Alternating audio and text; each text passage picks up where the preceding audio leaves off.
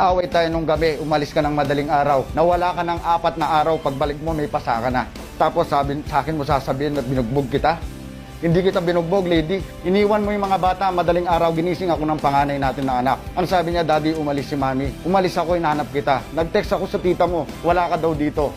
4 na araw kang nawawala. Kahit nanay mo, magulang mo, hindi ka alam kung nasan ka. Pag uwi mo, may pasa ka. Basa ang damit na dala mo, nasa bag. Pag uwi nyo, kasamang magulang mo, kinuha sa akin yung mga bata. Kinuha nyo, umalis kayo. Sumuyo ako sa'yo.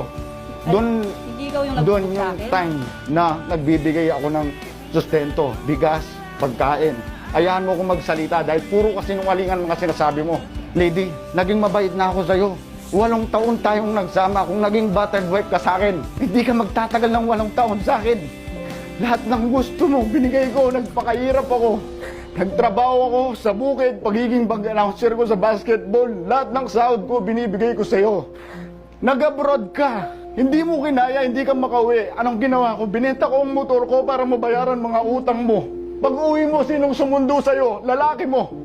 Ilang buwan makalipas, nalaman ko, buntis ka. Hindi kita sinaktan, umamin ka sa akin na ang pinagbubuntis mo ay kay Dennis sa tropa ko. Pero hindi kita sinaktan, kaya huwag mo sabihin battered wife ka sa akin. Ako nga, nagtatrabaho 24 oras, nagugwardya ako. Pagdating ko sa bahay, diretso ako ng bukid. Ni pagkain, tubig na malamig, di mo man ako bibigyan.